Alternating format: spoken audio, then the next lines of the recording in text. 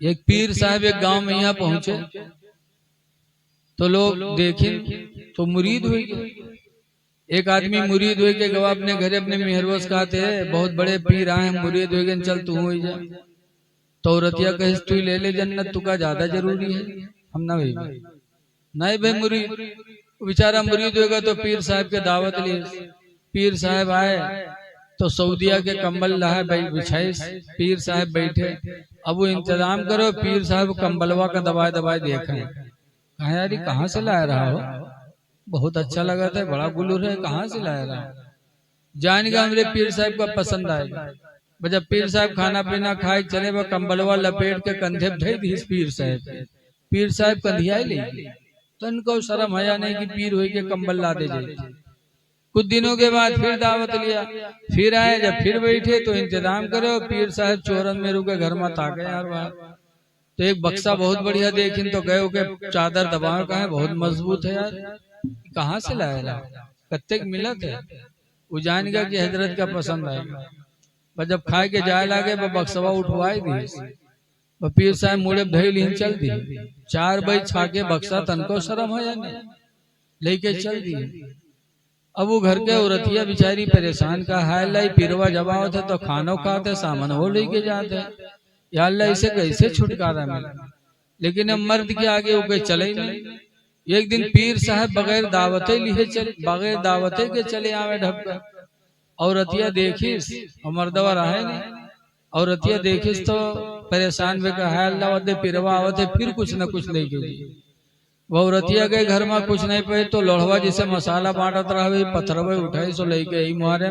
जब तक पीर साहब आगे में मारिस पंजाब और पीर साहब पछेले तो कहीं पत्थर है का है पटका थे रे। तो औरतिया के तुमको कूटे खातिर लगी। अब पीर साहब खड़बड़ाने समझिन मालूम है कि मामला गड़बड़ है। वह पीर साहब लौटे लगे, जैसे लौटे लगे वैसे वो मुरीद जो रहे आएगा। जब आवा तो दौरा हजरत से मुसाफा खातिर, और जब मुसाफा खातिर हाथ बढ़े तो पीर साहब जाने पकड़े थे कूटे खातिर। तो पीर साहब पछलते चले जाए, वो हजरत हजरत करें और पीर साहब पछलते चले जाए। जब मुसाफा नहीं मिले तो वो आदमी वा घरे आवा अपनी बीवी से कहला कि अरे पीर साहब का कुछ कह दिए है रे। कहीं काहे, कहीं गुस्सा के मुसाफा नहीं मिला होता, कुछ कहे है वैसे कहा कह दिए। आए रहा लोढ़वा उठाए लिए जात रहा छोड़ लिया वही वही गुस्सा की हुई है। और लोढ़वा मुहारे में परे रहे। वो देखे तो वो के समझ में हाय के मतलब छीना छाना भवा है। तो कैसा तू हमरे पीर साहब का लोढ़वा नहीं दिए रे, ला लोढ़वा यहाँ। वो उठाई लोढ़वा दौरा पीर साहब लग, ए हजरत ए हजरत। अब हजरत सुनिन तो और भागे लगे। वो बेचारा देख आते दौरे के लिए जाओ, हजरत भागे कि आज बगैर कूटे न माने। वही दिन से पीर साहब के गांव छूट गए। आज पीर बनते हैं, रसूलुल्लाह की सुन्नत छोड़ बैठे हैं।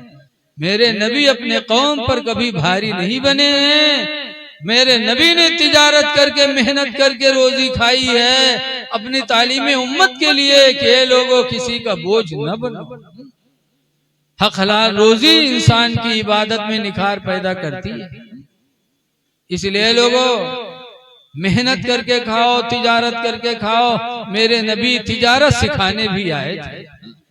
इसीलिए हदीस पाक में तुज्जारुस सादिकूना, सच्ची तिजारत करने वाले माल अंबिया यौमल क़यामा, क़यामत के दिन नबियों के साथ उठाए जाएंगे। जो दुनिया में सच्ची तिजारत करेंगे अल्लाह उनका क़यामत के दिन हश्र अपने नबियों के साथ फरमाएगा। इसलिए लोगों हलाल रोजी खाने की कोशिश करो, और जैसे कोशिश करोगे वैसे ही अल्लाह आपको रिज़्क़ अता फरमाएगा। तो मेरे नबी रहमत बन करके आए, लड़कियों के लिए खुसूसियत के साथ। लड़कियां जिंदा मार दी जाती थी, ऐसे वक्त में मेरे नबी तशरीफ लाए। फरमाया लोगों जिसके यहाँ 3 बच्चियां पैदा हो गई और तीनों को उसने सही तौर से पाला पोसा जवान किया और शादी करके उनका घर बसा दिया, तो तीनों के बदले में अल्लाह उनके माँ बाप के लिए जन्नत को वाजिब फरमा देता। तो एक साहब उठे और कहने लगे, अल्लाह के रसूल मैं बड़ा बदनसीब हूँ, हमारे यहाँ 3 बच्चियां नहीं है, 2 ही हैं, तो हम जन्नत कैसे पाएंगे? तो सरकार फरमाते, घबराओ नहीं, अगर 2 ही बच्चियां हैं और दोनों की खुशदिली से तुमने खिदमत की, जवान करके घर बसा दिया, तो अल्लाह 2 ही के बदले में तुम्हें जन्नत अता फरमाएगा। तो एक साहब खड़े हुए कहने लगे, अल्लाह के रसूल मैं इतना बदनसीब हूँ कि मेरे यहाँ 1 ही बच्ची है, मैं कैसे जन्नत पाऊंगा? तो सरकार फरमाते हैं, अगर 1 ही की तूने खिदमत कर ली तो 1 ही की वसीले से अल्लाह तुझे जन्नत अता फरमाएगा। इसलिए बच्चियों का बड़ा मकाम है। जब बच्ची होती है तो अल्लाह उसकी वसीले से रोजाना घर में 10 रहमतें भेजता है, और जब बच्ची जवान होकर शौहर के घर जाती तो उसके कदमों की बरकत से शौहर का घर मिसले जन्नत बन जाता, और जब उसी की गोद में कोई बच्चा आ जाता तो बच्चे की जन्नत उसके पैरों के नीचे हो जाती। इसीलिए हदीस शरीफ में मदीने मुनव्वरा से एक काफिला जिहाद के लिए निकला। हजरत जाबिर बिन अब्दुल्ला ने देखा तो उनके दिल में तमन्ना हुई कि मैं भी जंग में जाऊं। फरमाते हैं, जीतुन नबी सल्लल्लाहु अलैहि वसल्लम, मैं नबी करीम के पास गया, वकुल तो और मैंने कहा, अस्तशीरु का नगदु या रसूल अल्लाह, अल्लाह के रसूल मैं आपसे इजाजत लेने आया हूँ, इजाजत दे दो मैं भी मैदान के तरफ चला जाऊं, मुजाहिदीन के साथ मैं भी जंग लड़ूं और शहादत लेकर के जन्नत हासिल कर लूं। तो जब जाबिर ने जंग में जाने की इजाजत मांगी तो हुजूर ने फरमाया, या जाबिर हल उम्मुका हय्या, है जाबिर क्या तुम्हारी माँ जिंदा है? कुल्तु नाम, मैंने कहा हाँ। सरकार ने फरमाया, अलजिमहा, ऐ जाबिर जाओ अपने माँ के दामन को मजबूती से पकड़ लो, फ़इन्नल जन्नत तहत रिजलिहा, पर बेशक जन्नत तो तेरी माँ के पैरों के नीचे रखी है। शहादत लेके जन्नत न ले, बल्कि अपनी माँ की खिदमत करके जन्नत ले ले, जन्नत तो तेरे माँ के पैरों के नीचे रखी है। तो है लोगों, नबी करीम सल्लल्लाहु अलैहि वसल्लम की जिंदगी हमारे तुम्हारे लिए नमूने अमल है। लेकिन आज हम नबी की सीरत पढ़ते हैं लेकिन उसको अपनाने की कोशिश नहीं करते। हुजूर सल्लल्लाहु अलैहि वसल्लम एक दिन मक्का की एक पहाड़ का नाम है बू कुबैस, उस पे बकरियां चरा रहे थे और पत्थर के ऊपर सर रख के सरकार सो रहे थे, बकरियां चर रही थी।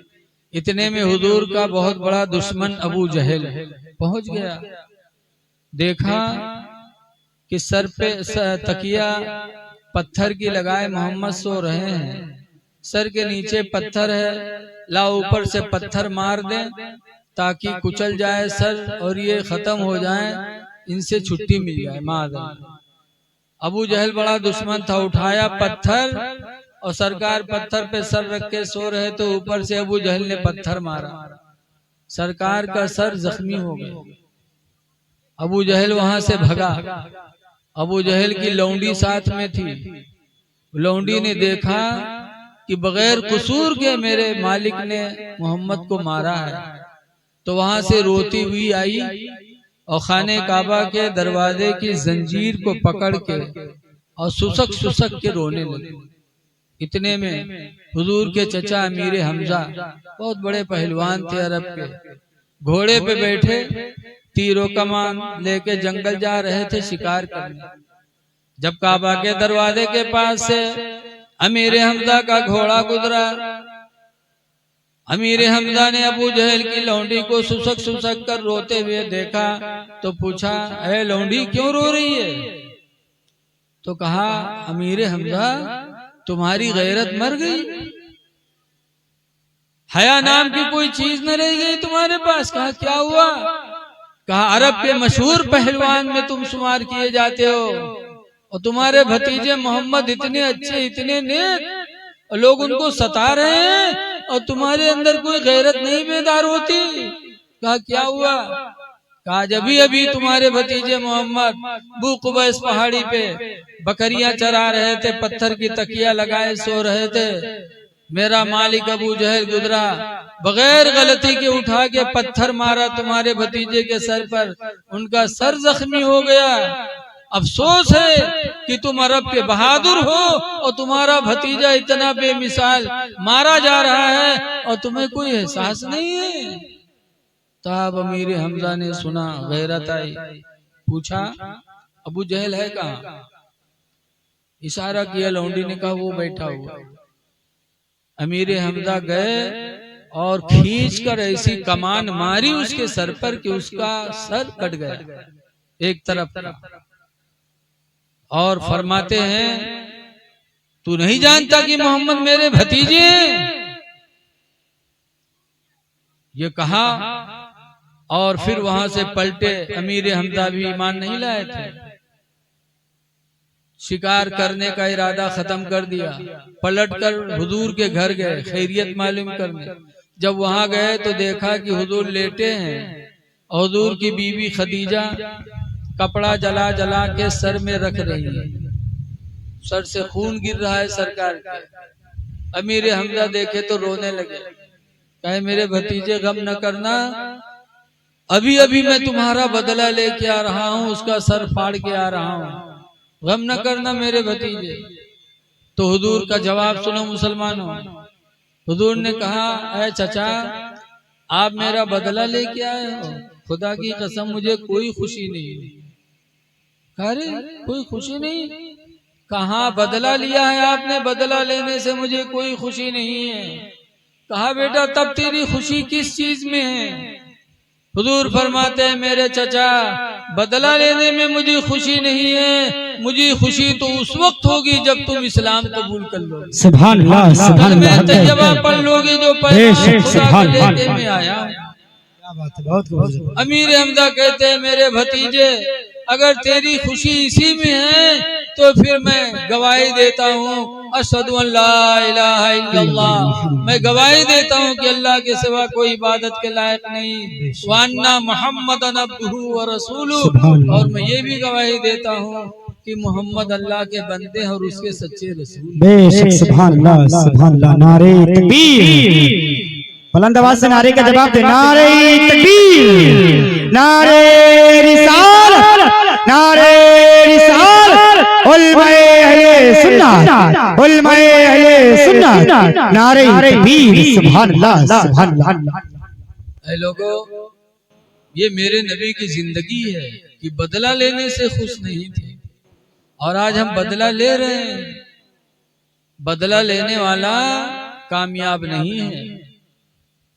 हमारे नबी की जिंदगी तो ऐसी जिंदगी थी कि कहने वाले ने कहा है कि सलाम उस पर कि जिसने बादशाही में फकीरी की, और सलाम उस पर कि जिसने गालियां सुन कर दुआएं दी। सुभान अल्लाह, सुभान अल्लाह। बदला न, अगर कोई खानदान करे और तुमको छोड़ दे न पूछे तो तुम खानदान करो तो उसको छोड़ो ना, ये सोच कर कि उसने छोड़ा है तो हम उसको छोड़ दें।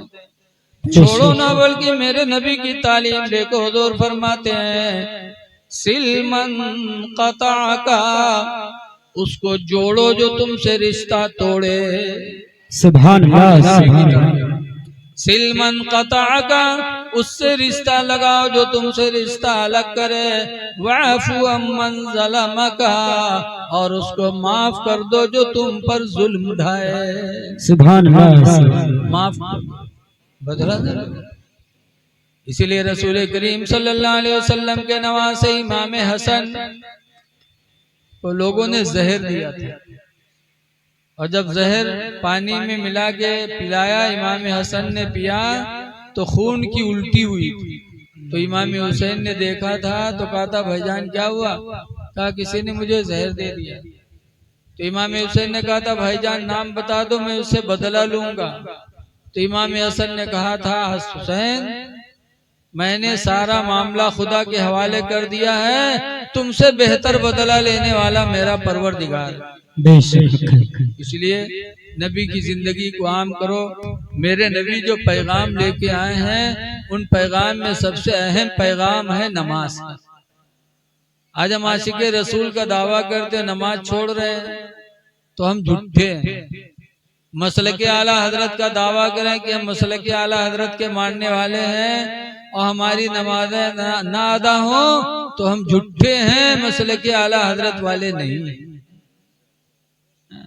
नमाजें पढ़ोगे तब नबी के वफादार बनो।